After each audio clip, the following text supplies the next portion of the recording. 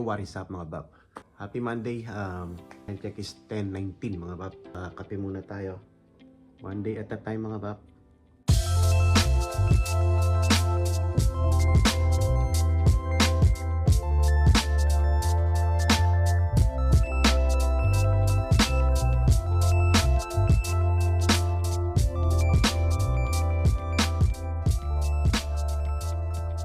Di pa rin ako makapag-move on sa ating result kahapon ng skill test. Anyway, duty tayo kagabi, 12 o'clock, and then 12 midnight, tapos hinatid ko na si manager kaninang 4:30. So, ito Monday ngayon mga bap, insert ko lang, hindi ko ito nabanggit sa mga previous vlog natin. Before Christmas pa yata, nag-apply na ako dito sa isang facility na malapit lang dito sa amin. And ini-schedule nila ako for interview ngayong araw na to, Monday. So kakapasa lang natin ng skill test yesterday, Talagang hinintay nila na siguro yung result ng ating skill test bago papuntahin dun sa may for set ng interview. So ngayong araw na ito yon. Hindi ko na sana iba-vlog, kaya lang dahil hindi pa naman natin na-conclude yung vlog natin yesterday kasi nga nagsya-shoutout ako, and i-insert ko na rin ito. So pupunta tayo doon ngayon natin na magpa-interview. Tignan natin kung anong magiging result na ngayong pasado na tayo sa ating CNA. So registered na tayo. So anyway, by the way, highway, continue natin yung pag-shoutout mga bap, Meron pa naman akong time, 10:21. Napakalapit lang nung facility dito. Siguro 5 minutes lang. Dito lang yun, banda sa may likuran namin. So, insert na natin yung continuation ng ating shoutout yesterday. Nilista ko pala yung mga pangalan, Ang dami ng mga bagong subscriber, mga bagong viewers natin, tsaka mga nagko-comment. Kasi kahapon pala hindi na ako nakapag-shoutout dun sa work ko kasi hindi ko alam, nakalimutan ko na may trainee pala ako. Sinabi na sa akin ng administrator ko last week pa na may trainee ako. So may kasama ako kahapon hanggang 12. So kahit downtime, hindi ako nakapag-shoutout. So ngayon ko itutuloy yung shoutout natin. So yung mga bago natin na nanonood tsaka nagko-comment sa ating mga video, take advantage na natin na shoutout. So shoutout sa'yo, J. Jones, 4837. Shoutout din sa'yo, Drant 9324. Shoutout Vodka Whiskey. Shoutout Batang Pinoy, Batang PX Toits. Shoutout kay Ice T Dinglasan, taga rito yata ito sa Modesto. Shoutout din sa inyo, Team Lipinas. Shoutout syempre kay Venice Edward. Shoutout kay Jofer223 ng Korea. Babs, Kapampangan din ito Shoutout kay Christy Del Present, my friend. Shoutout, how are you? And shoutout din sa The Dip Seller. Shoutout Dip Seller 1926. And shoutout Lovely Cuts. And shoutout din syempre sa mga Pinoy, let's go, especially kina Babs Mar Maldonado, and shoutout kina Andrea Jets TV. Ayan, full support yan sa atin, nagsusubaybay sa ating mga vlog, and full support sa ginagawa natin sa ating mga plans and mga goals sa buhay, kasama na yung YouTube, kasama na yung work, kasama na itong kinukuha natin na field as a CNA. So maraming salamat sa inyo and kudos. And meron akong special mention in special shout out na napakahaba ng palagi siyang nag-e-effort na sumulat ng comments na napakahaba and napaka-touching, sabi nga ni Babs Jets, nakaka-motivate na gumawa ng continuous na gumawa ng vlog, ng mga inspirational vlog, motivational vlog, and yun, nakaka-share kami ng hindi namin alam na nakaka-share pala, nakakatulong kami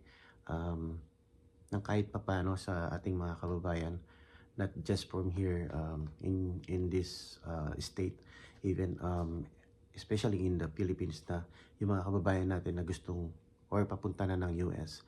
And marami din pala nagpa-plans na kumuha ng CNA. So, tama-tama, nakagawa tayo ng content. My journey becoming a CNA. So, yun, marami nakakita dun sa ating vlog na yun. Part 1 to 7 yun, mga bab, sa mga hindi pa na nakakita na interesado kung paano yung process na ginawa natin. From start, from bottom to the last point. Kahapon yung last point, mga bab, na naipasa na natin yung skill test. So, that's the last part. So, ito na siguro yun yung last part ng journey natin. Itong vlog na to, dito na yun magtatapos, and another page tayo, mga bab, which is hindi pa natin alam.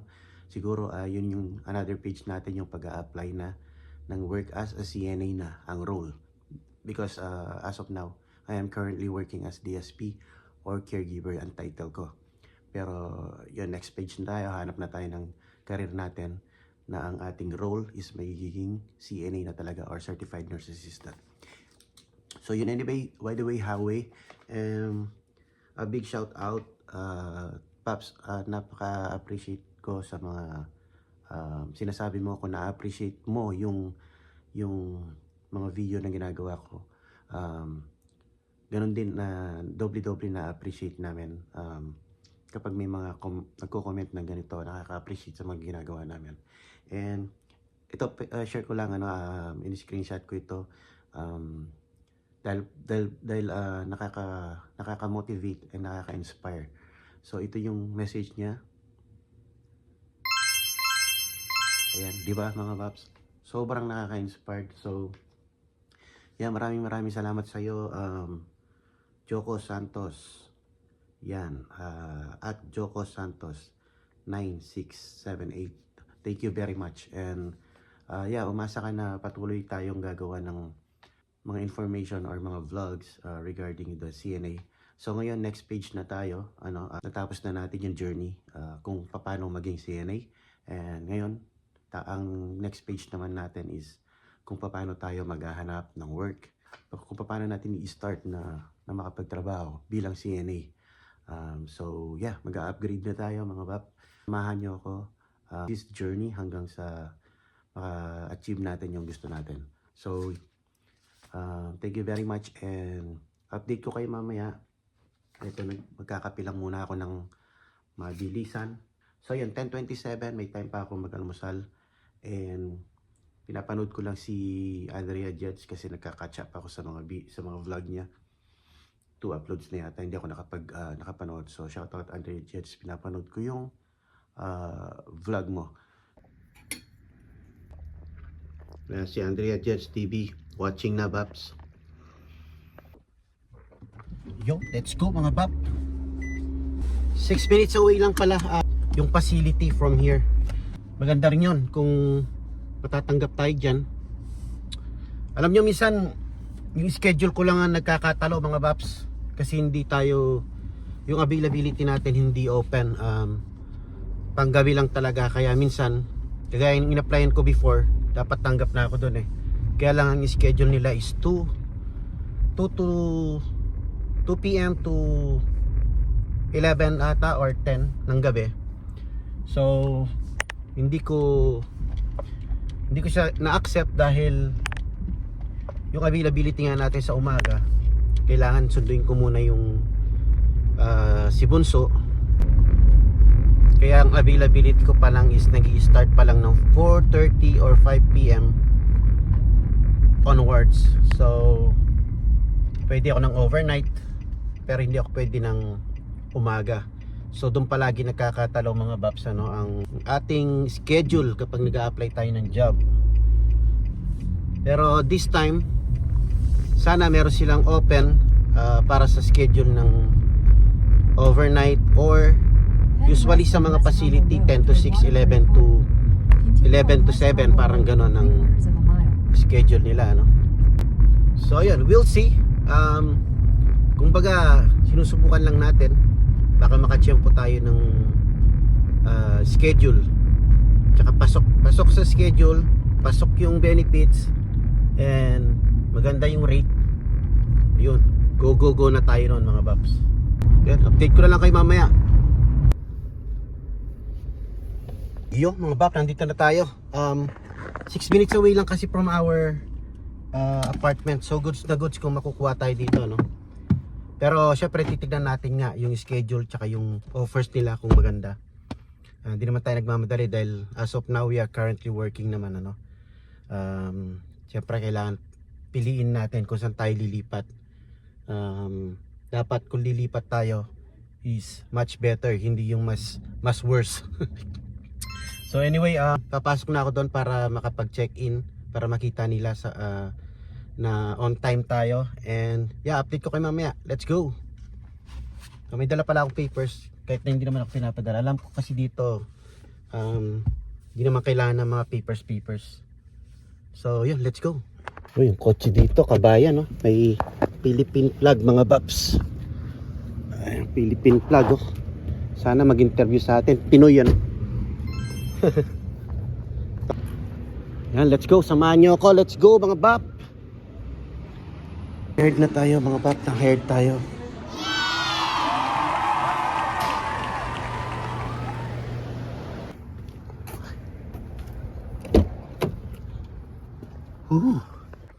Oh my gosh mga Bab. Update. We got hired mga Bab. Bilis lang.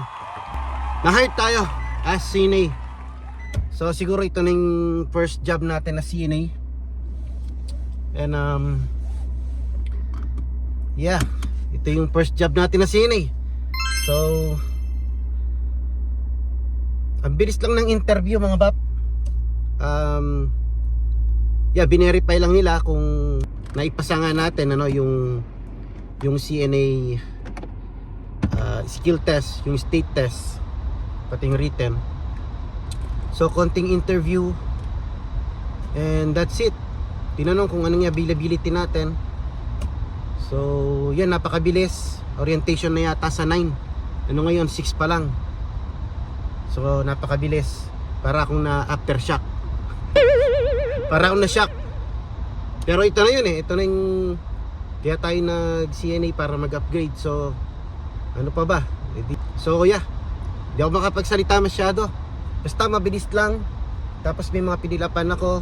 Mabilis lang interview. May pinilapan akong mga background check, saka yung mga application. May application paper sila dyan. Kaya sabi ko mga Bab, di na kailangan ng ganito eh. Pagdating ko, binigyan ako ng application form. Pinilapan ko yun, 4 na pages. So pero okay din nadala ko ito kasi nangodigo ako dito nung mga date of experience ko. Yung mga date syempre di naman natin matatandaan yung exact date kung kailan ka nag-umpisa sa mga work experience mo. So mahirap din manghula kasi pagka napag-compare nila yung mga information mo mali, baka magkaroon pa ng problema. So maganda rin nagdadala ka ng hard copy pagka may mga ganun na pipilapan ka, at least kahit papano may kodigo ka mga Babs. Hindi ka mawawala sa mga dates ng mga work experience mo. So yeah, hanggang dito ko na lang siguro tatapusin yun ang update. We are hired na naman again. So nasa akin na lang yun kung itutuloy ko o hindi. Pero most probably itutuloy ko kasi ito na yung hinihintay natin, na mag-upgrade ng position. Ito yung pinaka first CNA job ko niyan na mapapasukan, dahil nag-try din ako sa mga hospital pero parang pahirapan ng pasok sa hospital kapag wala ka pang experience as CNA. Kahit nga dito tinanong ako kung fresh grad CNA, sabi ko yes, pero pinaglaban ko na sabi ko may experience ako sa Pinas as nurse aide, tapos may experience ako dito na 2 years as DSP and caregiver. So yan, tsaka talaga parang nangangailangan sila Bab kasi 3 kaming nag-apply, isang LV and 2 CNA. 3 kami tanggap mga Bab. Tanggap din yung 2 eh, pero maaga sila yung isa yata ini-interview pa, tapos ako unang-una akong dumating mga Babs. So maganda palagi nauuna, no? Mauna ka matatapos. Tapos yung isang CNA tanggap na rin siya pero nag-aano pa siya, nagpipila pa ng mga background check. So tayo tapos na. And yes, that's it Pansit. And maraming salamat kung nakaabot ka hanggang dito sa dulo na to. Nakita nyo mga paps, nakita nyo yung proseso. Opportunity ang bilis lang. Siguro kung pumunta ako ng ibang agent, mga ibang facility, tatanggapin din ako. Pagka nalaman nila na CNA ka na license ka na, napasado ka na. Parang ganun lang. Okay, your license, i-verify namin kung license ka, kung pumasa ka nga. Tapos kinuha yung SS, pinalatok lang, pinindot. Nakikita na nila ron kung talagang license ka. So ayun, yun ang advantage ng license tsaka registered na as CNA. So yan, hanggang dito na lang mga Babs, and thank you so much, and shout out ulit sa mga ating viewers and mga aspiring CNAs dyan, na Filipino CNAs. Yun, para sa inyo to, and yeah, let's see, and we turn the next page. So God bless and peace.